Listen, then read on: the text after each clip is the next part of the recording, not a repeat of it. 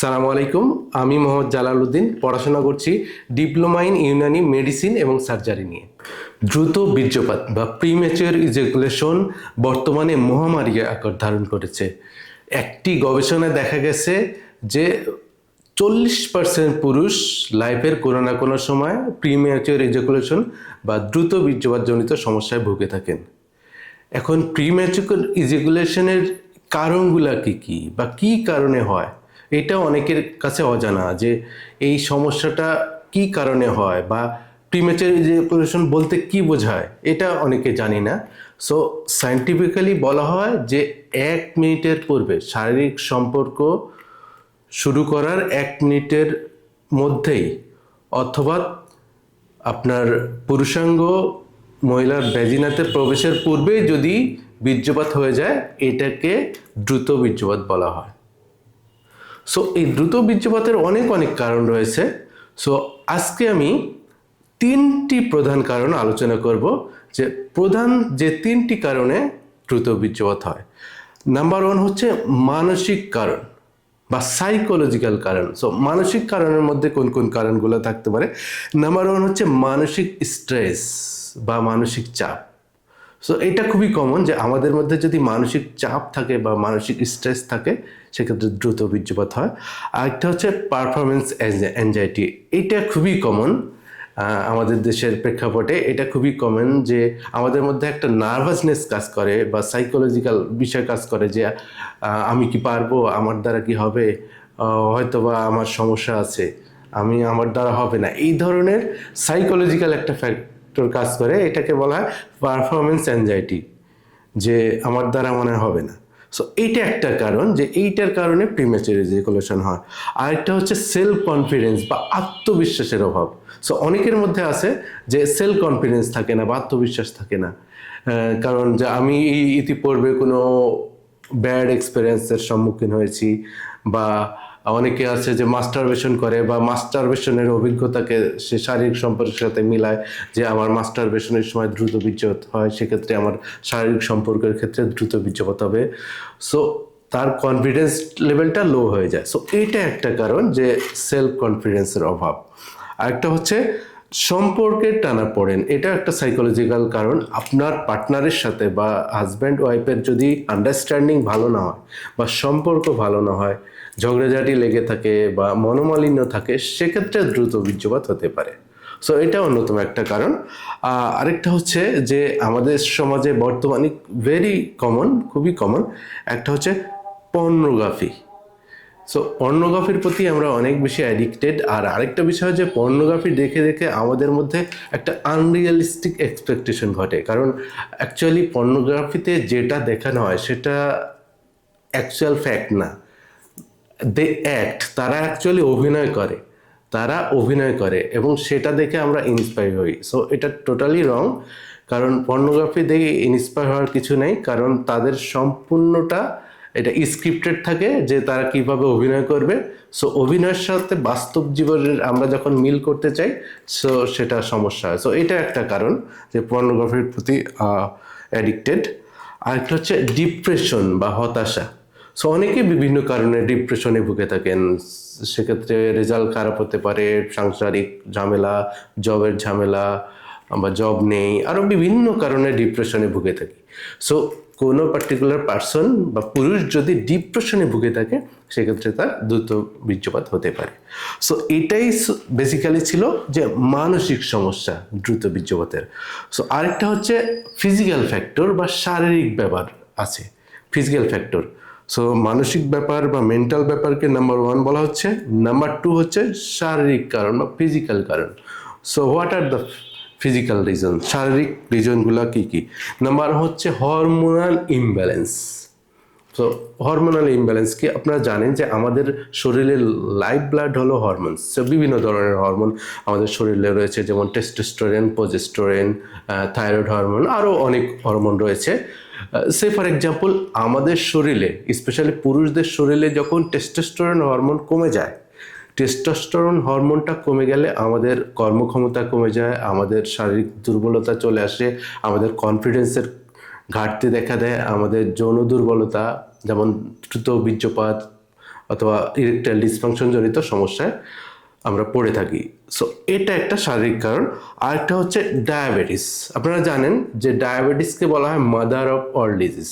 So একটা গবেষণায় দেখা গেছে যে যারা ডায়াবেটিসে ভুগেন বা ডায়াবেটিস যাদের নিয়ন্ত্রণের বাইরে থাকে, ম্যাক্সিমাম ডায়াবেটিস রোগী বা ম্যাক্সিমাম ডায়াবেটিস জনিত পুরুষ either erectile dysfunction or premature ejaculation, মানে দ্রুত বীর্যপাত অথবা উত্থানজনিত সমস্যা, এই সমস্যায় ভুগে থাকেন।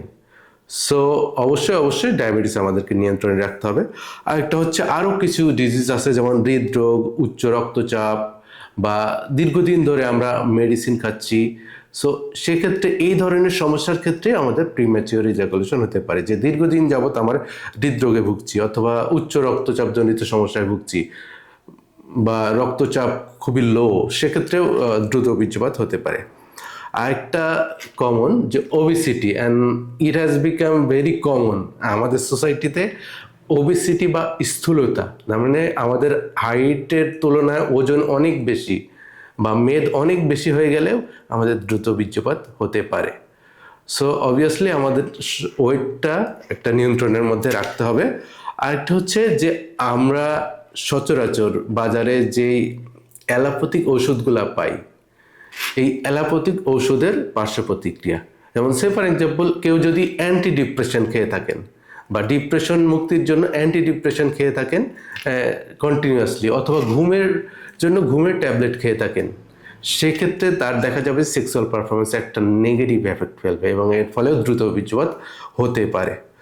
আরেকটা হচ্ছে স্নায়ুর দুর্বলতা। সো আপনারা জানেন যে আমাদের যে স্নায়বিক দুর্বলতা বা আমাদের নার্ভের যে দুর্বলতাগুলো আছে, সেটার কারণে আমাদের দ্রুত বীর্যপাত হতে পারে। সো এইটা ছিল শারীরিক কারণ বা ফিজিক্যাল কারণ। সো আমরা দুইটা বিষয় আলোচনা করলাম।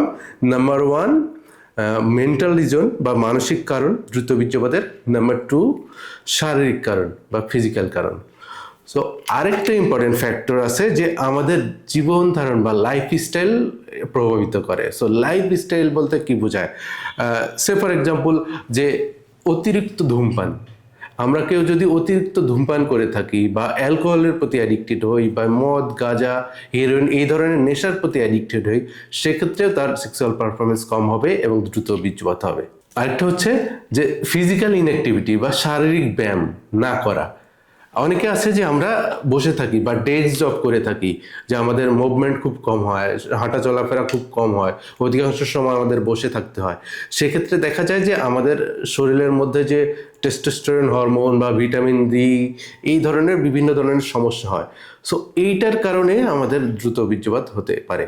আপনারা দেখেন যে যারা ফিজিক্যাল পরিশ্রম করেন বা খেলাধুলা করে থাকেন বা মাঠে কাজ করেন, তাদের কিন্তু এই ধরনের সমস্যা কম হয়ে থাকে বা যৌন দুর্বলতা বা যৌন সমস্যা কম হয়ে থাকে।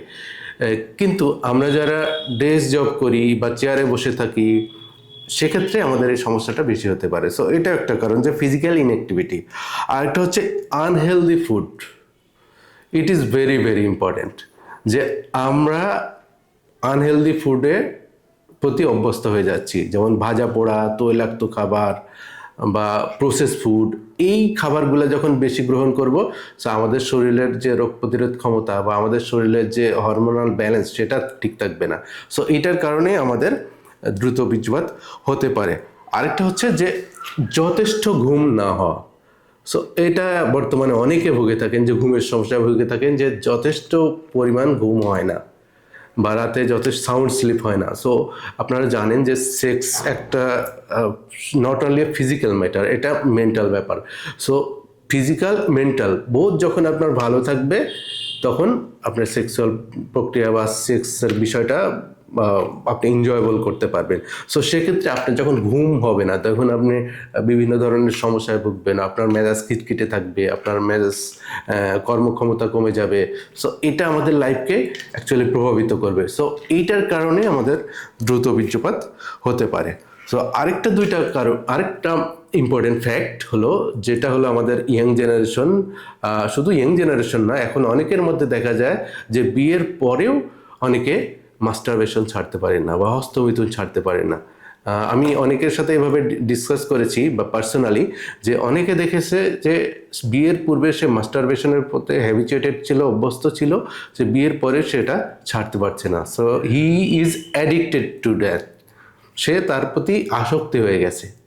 তা ইভেন এমন ক্ষেত্রে হতে পারে যে তার নারীদের প্রতি চাহিদা কমে গেছে, বা তার পার্টনারের প্রতি চাহিদা কমে গেছে, মেয়েদের প্রতি চাহিদা কমে গেছে, এটাও ঘটতে পারে।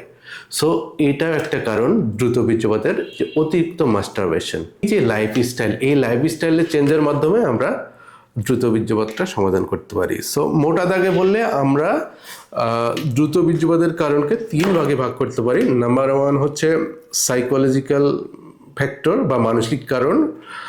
নাম্বার 2 হচ্ছে ফিজিক্যাল যে বিষয়গুলো আছে বা শারীরিক যে বিষয়গুলো আছে। Number 3 lifestyle. এখন এই বিষয়গুলো যদি আমরা নিয়ন্ত্রণের মধ্যে নিয়ে আসতে পারি, আশা করি যে আমাদের দ্রুত বীর্যপাত সমস্যাটা কমে যাবে বা আমরা নিয়ন্ত্রণের মধ্যে রাখতে পারবো। সো সবাইকে ধন্যবাদ ভিডিওটি দেখার জন্য। আমার ভিডিওটি যদি ভালো লাগে আপনারা লাইক, শেয়ার, কমেন্ট করবেন এবং সাবস্ক্রাইব বাটনে ক্লিক করে আমার চ্যানেলটি সাবস্ক্রাইব করুন, বেল আইকনে ক্লিক করুন। সবাই ভালো থাকুন, সুস্থ থাকুন। আসসালামু আলাইকুম।